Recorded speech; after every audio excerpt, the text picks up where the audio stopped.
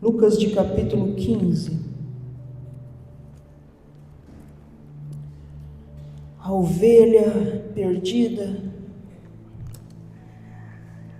a moeda perdida e o filho pródigo. Aleluia. Vamos estar meditando nessa noite. Lucas capítulo 15, a partir do versículo 11. Lucas 15, 11, a parábola do filho pródigo. E Jesus continuou: certo homem tinha 2 filhos. O mais moço deles disse ao pai: Pai, dá a minha parte da herança, aquilo que me pertence. E o pai repartiu os bens entre os 2. Poucos dias depois, o filho mais novo, ajuntando tudo, partiu para uma terra distante e ali desperdiçou os seus bens, vivendo irresponsavelmente. Depois de ter gasto tudo, houve naquela terra uma grande fome e começou a passar necessidades. Então ele foi e se chegou a um dos cidadãos daquela terra, no qual o mandou para seu campo a cuidar de porcos. Ele desejava encher o estômago com a comida que os porcos comiam, mas ninguém lhe dava nada. Então, caindo em si, disse: quantos trabalhadores de meu pai têm abundância de pão, e eu aqui passando fome? Eu me levantarei, irei ter com meu pai, e lhe direi: Pai, pequei contra os céus e contra ti. Já não sou digno de ser chamado teu filho. Trata-me como um dos teus trabalhadores. Então levantou-se e foi para seu pai. Quando ele estava longe, viu seu pai, se moveu de íntima compaixão e, correndo, o abraçou e o beijou.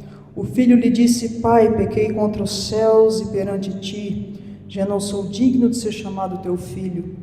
O pai, porém, disse aos seus servos: Trazei depressa a melhor roupa, vestiu-o ela e ponde um anel na sua mão e sandália nos seus pés. Trazei o bezerro gordo e matai-o, e comamos e nos alegramos. Pois este meu filho estava morto e reviveu, tinha se perdido e foi achado, e começaram a festejar. O filho mais velho estava no campo. Quando voltou e chegou perto de casa, ouviu a música e as danças, e chamando um dos criados, perguntou o que era aquilo. E ele lhe disse: veio teu irmão, teu pai matou o bezerro gordo, porque o recebeu são e salvo. Mas ele se indignou e não queria entrar. Então, saindo o pai, insistiu com ele. E ele, porém, respondeu a seu pai: olha, eu te sirvo há tantos anos, sem nunca desobedecer as tuas ordens, e nunca me deste um cabrito para alegrar com meus amigos. Vindo, porém, este teu filho, que desperdiçou os teus bens com prostitutas, tu mandaste matar para ele o bezerro gordo. Respondeu o pai: filho, tu sempre estás comigo, e todas as minhas coisas são tuas. Era, porém, justo alegrarmos e festejarmos, porque o teu irmão estava morto e reviveu, estava perdido e foi achado. Aleluia. Oramos ao Senhor. Senhor Deus e Pai, em nome de Jesus, nós te agradecemos, meu Deus, por mais esse momento na tua presença, Pai. Nós te agradecemos, Senhor, pelos dízimos, pelas ofertas, meu Deus, que é para a manutenção da tua casa, Pai. A cada um dos teus filhos, aquele que pôde, aquele que não pôde nessa noite, que o Senhor possa estar entrando com a tua providência, meu Deus. Entra na tua providência na saúde, no trabalho, na empresa dos teus filhos, na casa, Pai, de cada um deles. Em nome de Jesus, abençoa, Pai. Também te agradecemos pelas crianças, aquelas que aqui estão, aquelas que não puderam vir nessa noite. Que o Senhor possa estar enchendo elas com o teu Espírito Santo, guardando nos teus caminhos, livrando de todo o mal, meu Deus, que elas possam fazer a diferença onde quer que elas passarem.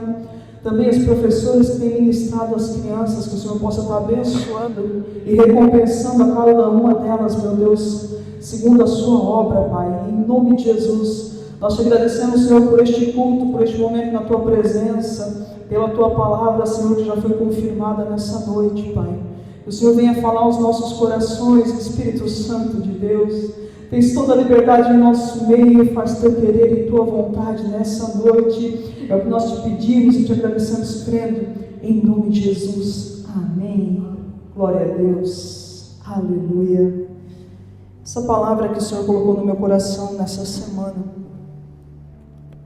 para estar trazendo para a igreja nessa noite. Aleluia. Ela vem falar nesse momento dessa parábola do filho pródigo.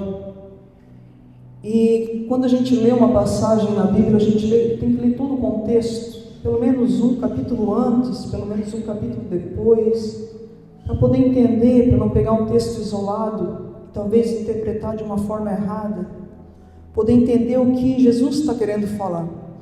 E nesse texto, todo o que nós lemos é Jesus falando.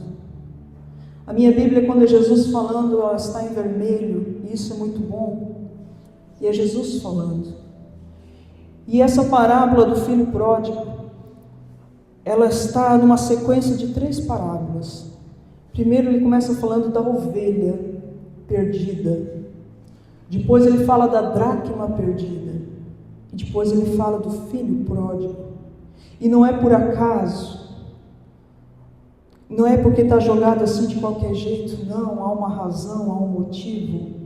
E Jesus aqui está falando, e a gente vê na parábola da ovelha perdida, começa dizendo assim, capítulo 15, versículo 1. Chegaram-se a ele todos os cobradores de impostos, pecadores, para ouvir. E os fariseus e os mestres da lei, porém, murmuravam, este recebe pecadores e come com eles. Então Jesus lhe propôs esta parábola.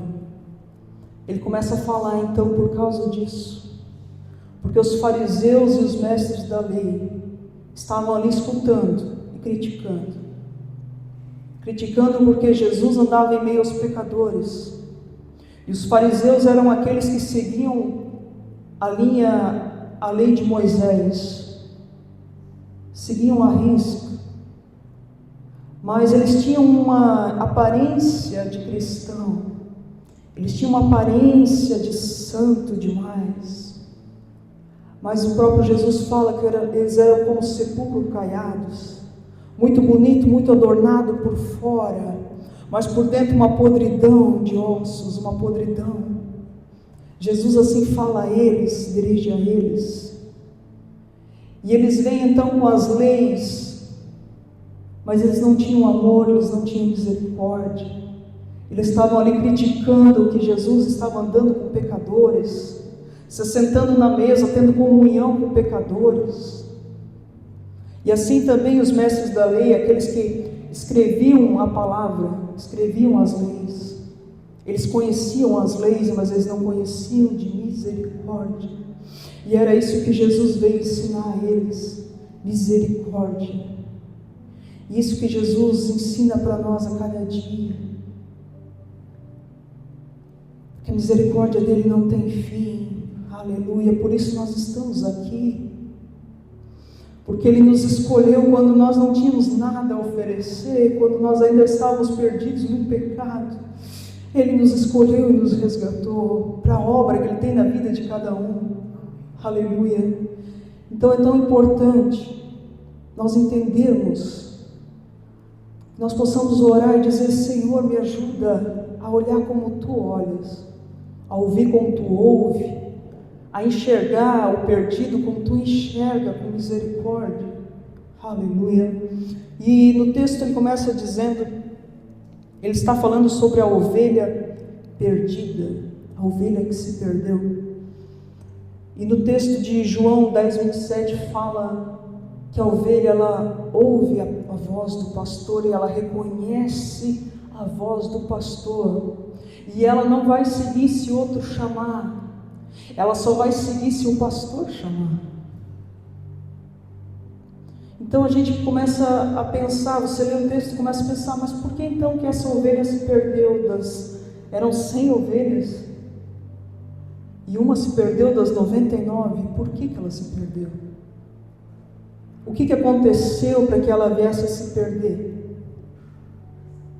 E eu falando com Deus e orando e pedindo ao Espírito Santo revelação, e Ele vem me falar que primeiro ela se distancia da voz do pastor, e o pastor aqui é Deus, Ele é o bom pastor, e ela vai se distanciando, não vai ouvindo mais o pastor, não reconhece mais a voz do pastor, qualquer um que chama, ela segue, ela se perde nas distrações dessa terra e se distancia do rebanho.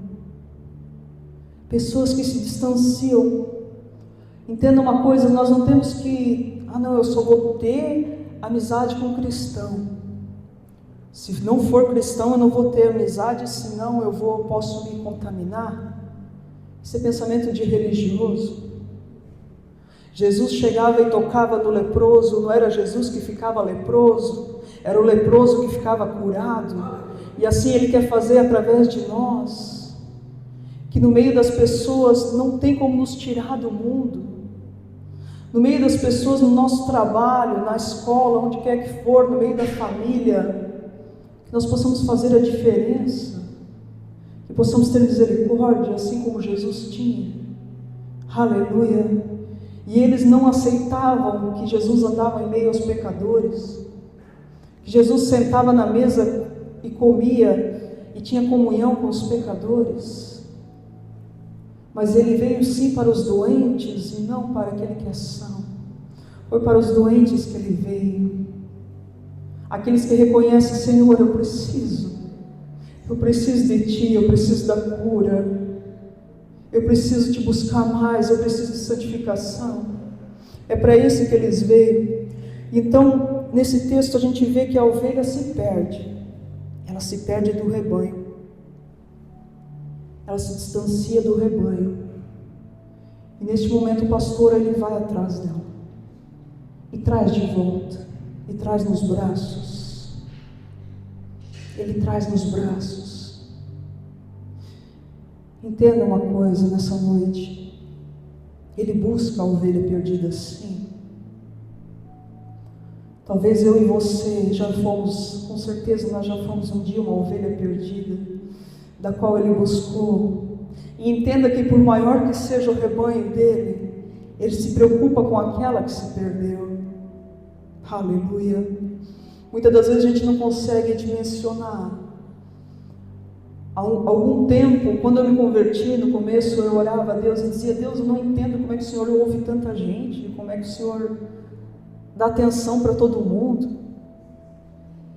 E o Senhor falou para mim, o Espírito Santo falou para mim, Ele disse: eu tenho cada filho como se fosse único, como se fosse um filho único.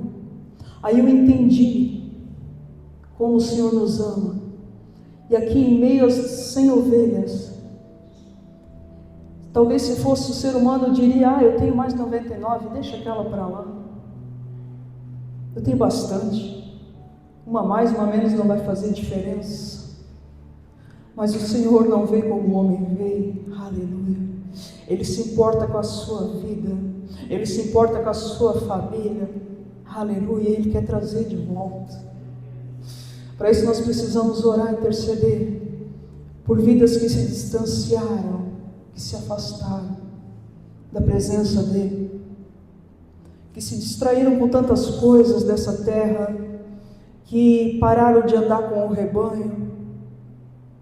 Pessoas às vezes param de andar com os irmãos da igreja, parece que já não tem mais prazer nas conversas, porque geralmente as conversas na igreja falam sobre Deus, fala sobre as coisas do alto, e a pessoa vai se distanciando, já não tem mais prazer em ouvir sobre Deus, sobre as coisas do alto, e vai se afastando e se perde. Quando vê, já está distante demais, já não alcança mais. Mas o pastor ele vai de encontro, e ele traz de volta. Aleluia. E na sequência ele fala da dracma perdida, de uma mulher que tinha 10 moedas e uma delas se perdeu dentro de casa.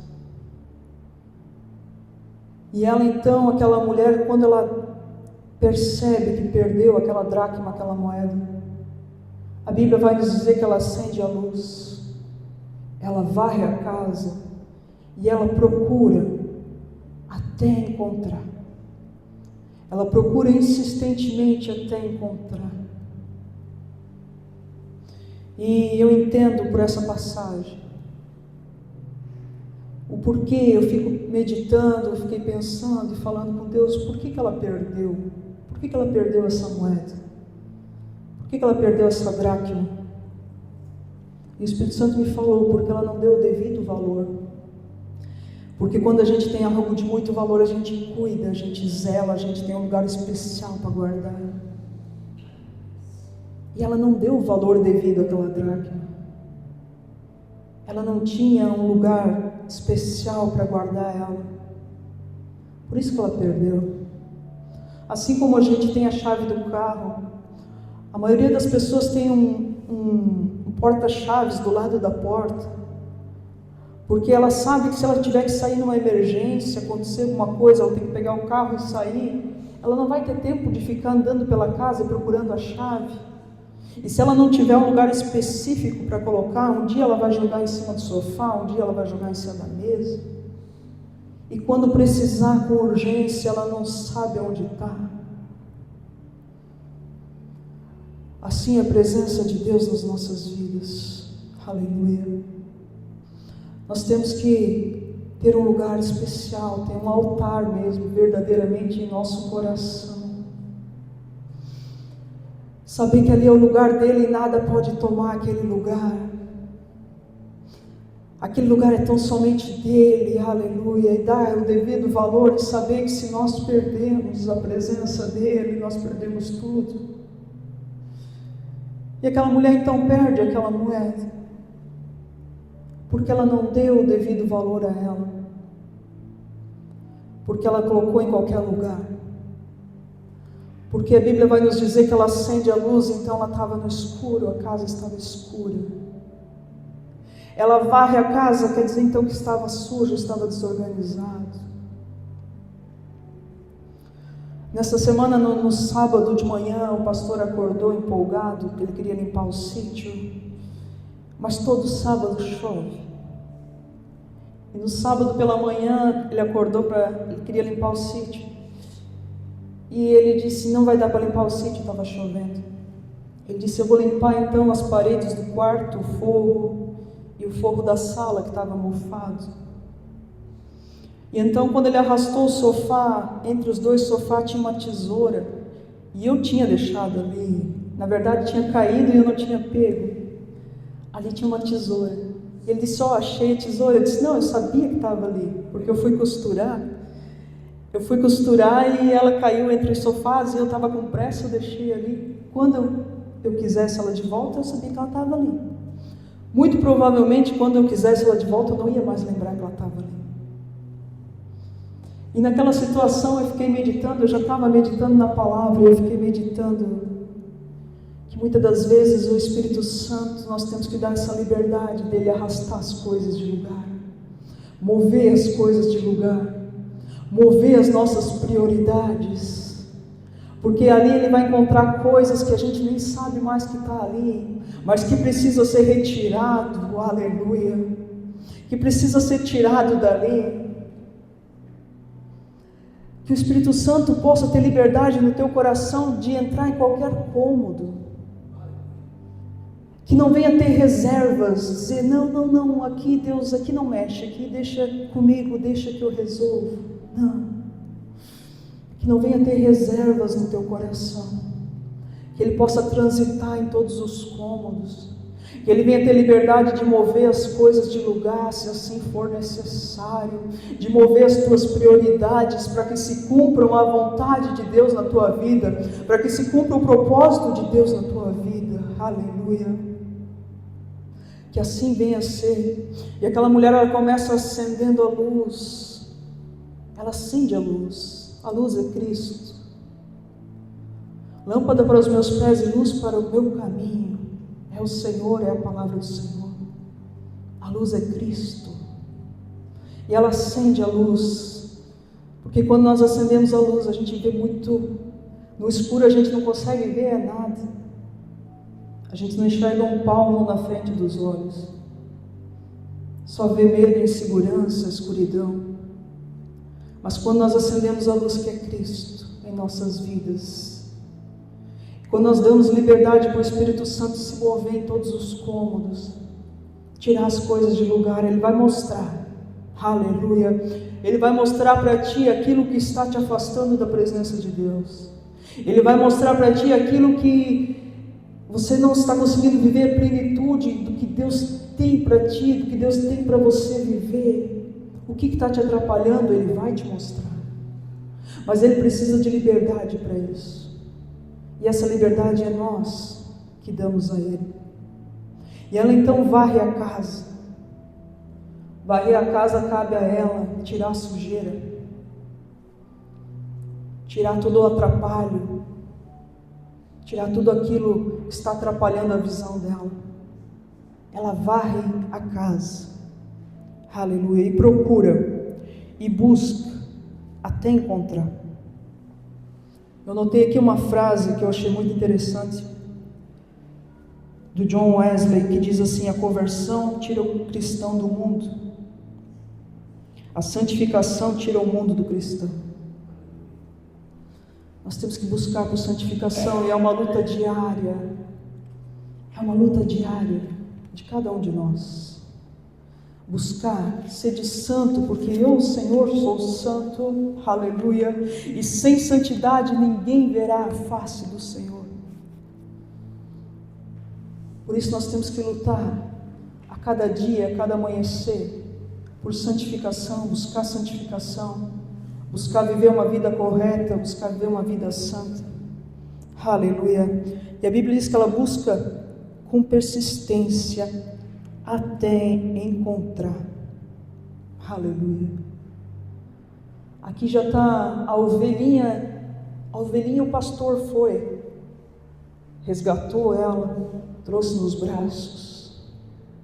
Agora a dracma, a mulher já teve que encontrar, a mulher já teve que procurar, a mulher já teve que acender a luz, a mulher teve que varrer a casa, a mulher teve que tirar as coisas do lugar, aleluia. Entenda uma coisa, quando nós se convertemos, o Senhor faz tudo, Ele faz tudo. Mas a partir do momento que a gente começa a andar com Cristo, tem coisas que cabe a nós fazer, que Ele vai cobrar a cada um de nós para fazermos, que a gente já está mais crescidinho, já está mais grandinho. O apóstolo Paulo disse que quando ele era menino, ele pensava como menino, ele falava como menino, ele agia como menino, mas logo que cresceu, ele deixou das coisas de menino, aleluia. E tem cristão que passa uma vida toda com Cristo e não deixa das coisas de menino, não deixa das meninices, não deixa das coisas que afasta de Deus. E nós precisamos, aleluia, cada dia caminhar de encontro a Cristo. O cristão tem que ser como a luz da aurora, que brilha cada dia mais, a cada momento mais. O dia vai amanhecendo e aquela luz vai brilhando cada vez mais. Assim Ele espera que sejamos nessa terra, aleluia, que possamos fazer diferença, que não sejamos só mais um em meio à multidão, aleluia. E a palavra do Senhor vai nos falar que ela perde essa dracma dentro de casa. Tem um livro cristão, é C.S. Lewis, eu não sei se alguém já leu aqui, Cartas de um Diabo ao Seu Aprendiz. Ele é cristão. Ele é um livro de 1942, que ele fala sobre as estratégias do diabo, a forma que o diabo age na vida do cristão, para afastar o cristão de Deus. Tem um filme que foi feito agora, A Oficina do Diabo, também cristão, que fala mais ou menos sobre isso. E nesse livro ele fala sobre estratégias, como se fosse o diabo treinando um diabinho para agir na vida dos cristãos. E ele fala sobre estratégias que o diabo usa. E uma dessas estratégias ele diz assim: não precisa tirar eles da igreja, não tira eles da igreja, porque se você tirar eles da igreja, em algum momento eles vão cair em si e vão querer voltar. Tira eles da presença de Deus, mas mantém eles dentro da igreja. E assim o diabo tem agido nos dias de hoje. Parece que não tem mais aquela busca que tinha quando eu me converti, aquela sede de ser batizado no Espírito Santo, de fazer campanha, de fazer jejum, de orar na madrugada. São muitas distrações numa geração que seria para a gente ter muito mais tempo do que antigamente, porque hoje parece tudo mais fácil, mas são tantas distrações que o diabo usa para nos afastar da presença de Deus. Assim foi com aquele povo lá no Egito, quando Moisés pede a Faraó: deixa que o povo vá e adore ao Senhor. Ele diz: esse povo está ocioso, esse povo está com tempo livre, eu vou dar mais trabalho para eles, para que eles não tenham tempo de pensar em Deus. E nos dias de hoje eu vejo que a estratégia ainda é essa, são distrações, para que a gente não tenha tempo de pensar naquilo que seria mais importante na nossa vida, que é a obra de Deus, que é o que Deus quer fazer através de nós. E isso muitas das vezes me aflige, eu fico aflita e eu penso: meu Deus, o que eu estou fazendo? Mas eu preciso viver nessa terra, eu preciso trabalhar, eu preciso pagar as contas, e o sistema cobra caro. E eu até conversava com o pastor esses dias sobre isso. Ele disse: mas nós temos que fazer no nosso tempo livre o que a gente pode fazer, porque a gente tem que trabalhar. Aleluia. Mas essa moeda, ela se perde dentro de casa.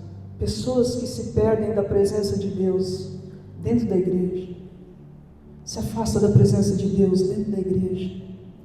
E o que fazer para ser encontrado? Acenda a luz é Cristo. Varre a casa, tira tudo aquilo que você sabe que é sujeira. Se você não sabe o que está te afastando, se você não sabe, se você diz assim, antes parece que eu estava muito mais perto de Deus do que agora eu me sinto longe, me sinto distante, parece que Deus está longe de mim. Deus não está longe de você, é você que se distanciou dele. Ele está no mesmo lugar que ele sempre esteve. Aleluia. Então peça ao Espírito Santo, me mostra, me revela, fala ao meu coração, o que tem me afastado da presença de Deus? Por que eu não tenho mais experiências? Por que eu não tenho mais sonhos espirituais? Por que parece que eu leio a palavra e ela não se revela mais para mim? O que está acontecendo? E Ele vai te mostrar. Aleluia. E o Senhor espera que você viva a plenitude. O Senhor espera que você viva tudo aquilo que Ele tem para ti. Aleluia. O Senhor espera que Ele não tenha que falar para ti, como Ele falou para Josué: Josué, conquistasse muita coisa, mas muita coisa ficou para ti conquistar, Josué.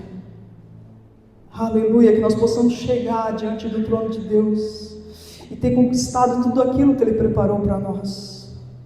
Existe um caminho, existe um livro escrito sobre a sua vida, sobre a minha vida.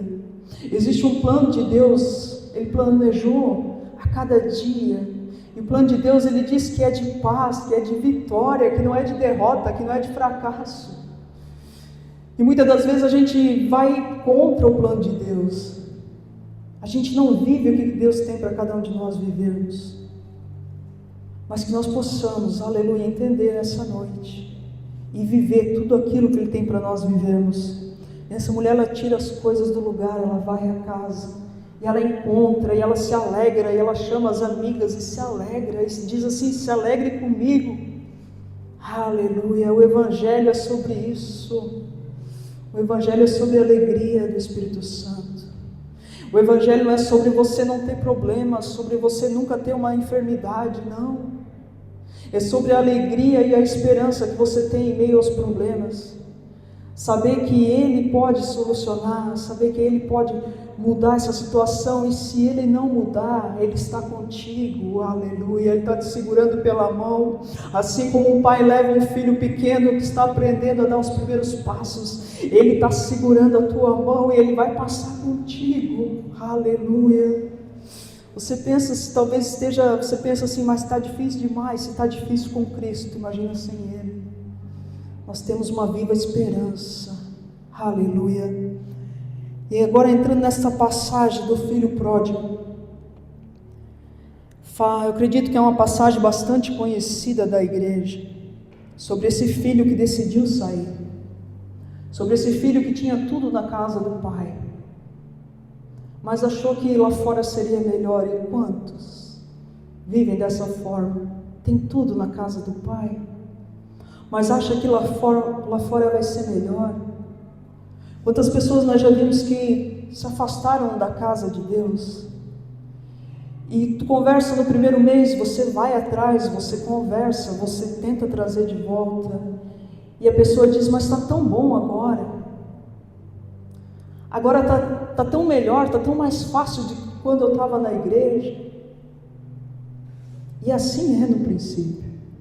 Assim foi com esse menino, enquanto ele tinha o dinheiro que ele levou da casa do pai, enquanto ele tinha crédito. Mas o dia mau chegou, o dia da fome chegou, e assim é na vida de cada um. O dia difícil ele chega para cada um. Aleluia. E a Bíblia vai nos dizer que ele decide sair da casa do pai, e ele gasta tudo. No versículo de número 12, diz, o mais moço deles disse ao pai, dá a minha parte, aquilo que me pertence. E o pai repartiu entre os dois. Ele entrega a parte do mais moço, entrega a parte dele. E a Bíblia vai dizer que ele pega a parte dele e vai para uma terra distante. Eu imagino que ele pensa, eu nunca mais vou voltar para ali. Eu nunca mais vou voltar para a casa do meu pai. Agora eu vou viver minha vida, agora eu vou ser feliz. Agora eu só vou desfrutar. E no versículo de número 14, diz, depois de ter gasto tudo, houve naquela terra uma grande fome e começou a passar necessidade. Entenda uma coisa, aleluia.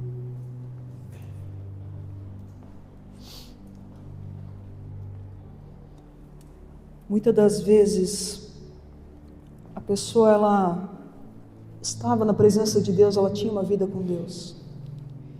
E ela tem oração em crédito, eu acredito dessa forma, que por um tempo aquilo que ela orou vai continuar dando frutos na vida dela.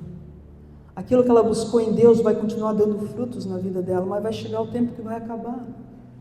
E assim foi na vida desse jovem, ele levou da casa do pai a parte que lhe pertencia, mas chegou um momento que acabou, que não tinha mais. E ele então, a Bíblia vai nos dizer que ele tinha o desejo de comer a comida que os porcos comiam. E quando ele estava nessa situação, na mais desprezível das funções naquela época, que era cuidar de porcos, mais desprezível ainda querer comer a comida do porco. E quando ele estava naquela situação, no fundo do poço, ele cai em si. A Bíblia diz, ele cai em si. No versículo 17, então caindo em si, ele diz, quantos dos trabalhadores do meu pai têm uma vida melhor que a minha? Eles não passam fome, eles não passam necessidade. Ele caiu em si. Entenda uma coisa, talvez tenha pessoas que dizem assim, mas por que o pastor não vai atrás do fulano que saiu, do ciclano que saiu? A gente vai atrás das pessoas. Mas tem pessoas que vai chegar, ela está como esse jovem quando saiu da casa do pai. Está desfrutando. Mas vai chegar um momento que ele vai cair em si e vai dizer, meu Deus, o que eu estou fazendo? E não adianta você tentar trazer a força. A ovelhinha que se perdeu, o pastor vai, coloca nos braços e traz. É o novo convertido muitas das vezes. A dracma que se perdeu dentro de casa, ela precisa fazer, ela precisa reconhecer o que precisa ser mudado, o que precisa ser tirado. As suas prioridades que precisam ser trabalhadas. Agora o filho pródigo, aquele que deseja sair, porque acha que lá fora é melhor do que dentro da casa do pai, esse ele tem que cair em si. E quando ele cair em si, então ele vai dizer, meu Deus, o que eu estou fazendo? Até os servos do meu pai, os trabalhadores de meu pai, têm uma vida melhor que a minha, o que eu estou fazendo? E quando ele cai em si, a Bíblia diz que ele se levanta. Entenda uma coisa, toda batalha começa na nossa mente. A mente é o maior campo de batalha que existe. Porque a pessoa ela pode ter um corpo são, ela pode não ter nenhuma enfermidade, pode ter força física, pode ser jovem, pode ter força, vigor, mas se a mente dela estiver destruída, ela está derrubada. Ela não consegue se levantar pela manhã, ela não consegue abrir a cortina, a luz incomoda. Então toda a batalha, e o diabo ele age na mente das pessoas. Tem um livro que eu estou lendo, a irmã Ellen me falou para ler ele, que é a batalha, como é que é o nome? O Campo de Batalha na Mente, da Joyce Meyer. E eu leio 2, 3 páginas e eu tenho que ficar uma semana meditando naquilo ali, de tão intenso que é, de tão forte que é. O quanto que o inimigo luta na nossa mente para nos derrubar, para dizer: você não vai conseguir, você não presta, você não vai chegar a lugar nenhum. Coisas que aconteceram na nossa infância, rejeições de quando a mãe ainda estava grávida, gravidez indesejada. A batalha é na mente. Por isso lá em Efésios fala do capacete da salvação, para a gente poder se proteger dos dardos inflamados do diabo, aquilo que ele lança na nossa mente. E esse jovem, ele pensa, ele para, ele pensa, ele vence. A primeira vitória dele foi na mente, ele vence. Ele diz assim: o que eu estou fazendo? Quando ele cai em si, ele vence a batalha na mente. Eu vou me levantar, e eu vou de encontro ao meu pai, e eu vou me humilhar, eu vou me jogar nos pés dele, e vou dizer: pai, eu já não sou mais digno de ser chamado seu filho, faz de mim um dos teus empregados. Ele vence a primeira batalha na mente, e pela mente dele, então ele toma aquela atitude de se levantar e voltar. Por isso a palavra do Senhor fala tanto sobre a mente. Quando ela fala sobre coração, ela não está falando de coração, ela está falando da mente. Porque o coração, ele nada mais é um órgão que bombeia o sangue. Quando você decide amar, quando você se casa, você decide amar. É uma decisão que começa na mente e não no coração. Enganoso é o coração do homem, é na mente. E você então começa a trabalhar para isso, para lutar, para fazer o outro feliz, para negar muitas das vezes as tuas vontades, para fazer a vontade do outro. Tudo começa na mente. E ele então vence essa batalha na mente. Ele diz: eu vou de encontro ao meu pai, eu vou voltar. Eu vou voltar e vou me humilhar. E é isso que ele faz. Aleluia. No versículo de número 20, diz assim: então levantou-se e foi para seu pai, e quando ainda estava longe, viu seu pai, se moveu de íntima compaixão, e correndo o abraçou e o beijou. Aleluia. O pai não pergunta: o que tu fez da tua vida, meu filho? Aleluia. E glória a Deus por isso, porque ele não lança no nosso rosto as nossas transgressões, as nossas culpas, aquilo que nós fizemos no passado. Ele não lança. Ele joga assim no mar do esquecimento, e de lá ele não tira. É nós que muitas das vezes pegamos o anzol e vamos lá tirar as nossas culpas, e ficamos se massacrando. É aquela batalha na mente, é aquilo que acontece, que o diabo lança na nossa mente. São gatilhos, como se fala hoje, de culpas, mas ele não.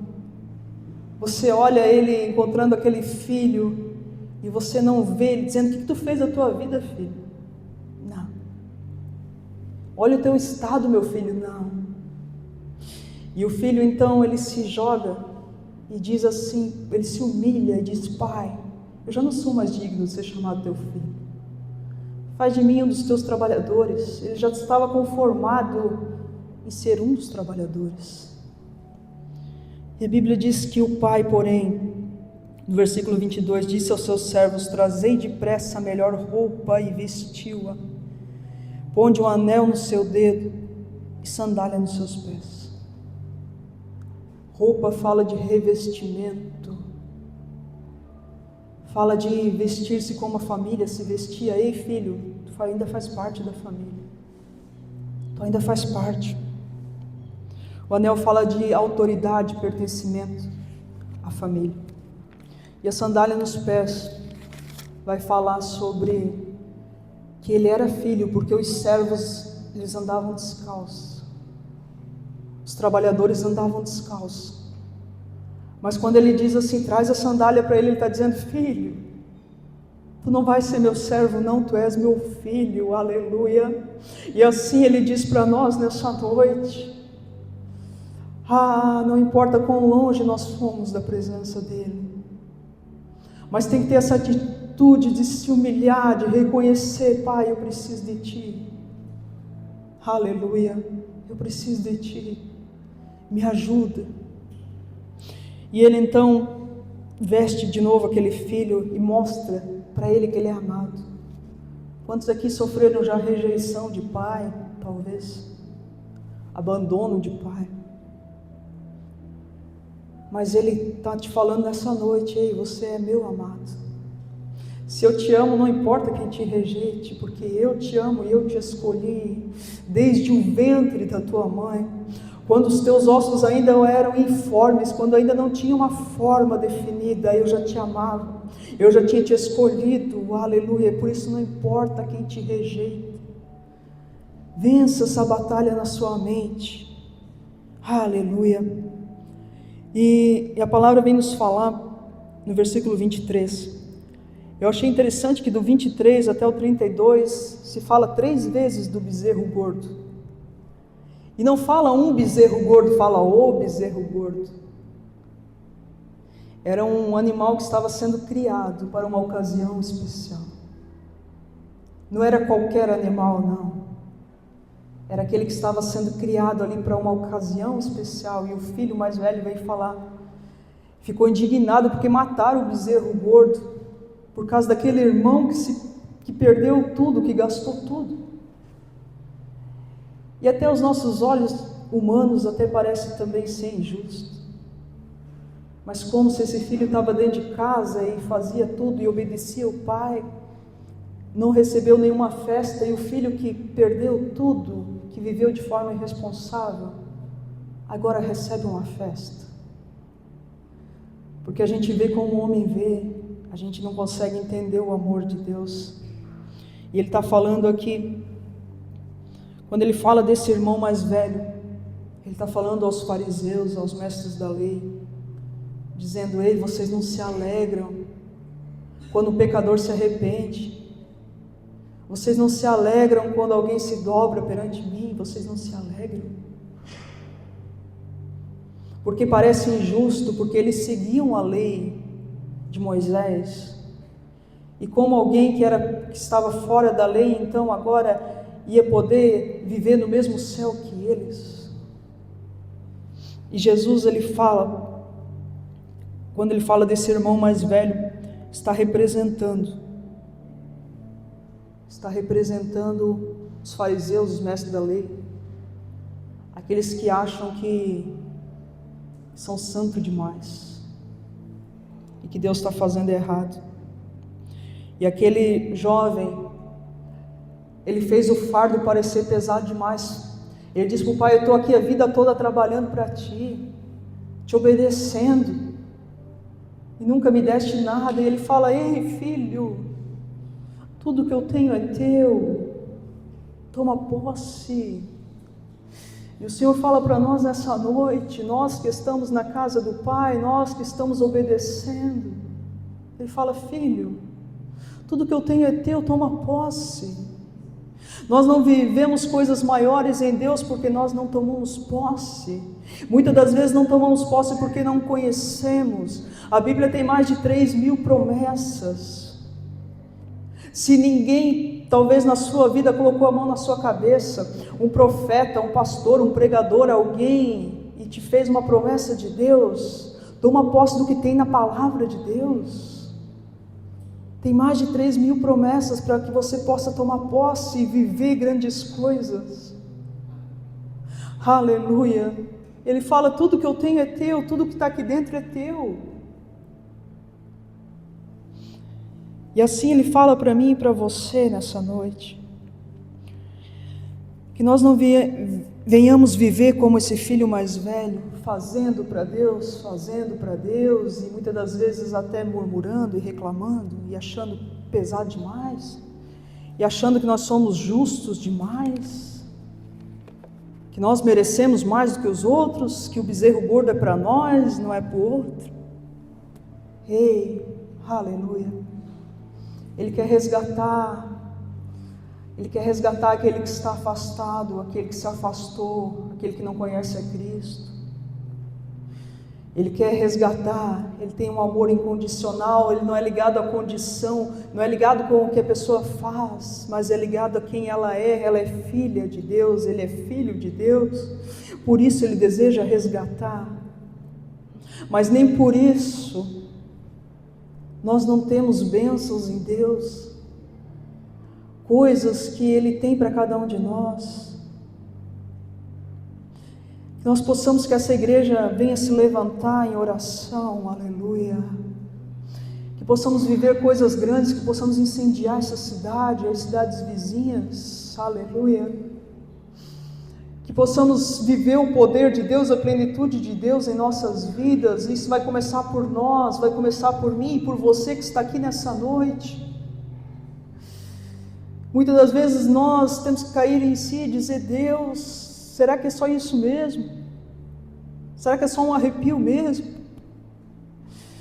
O Senhor tem coisas maiores para mim e para você, aleluia. Basta nós buscarmos e entender que o amor dEle está sobre as nossas vidas, que Ele é um Pai que nos leva pela mão, aleluia, e nós queremos viver tudo aquilo que o Senhor tem para cada um de nós viver, amém? Glória a Deus.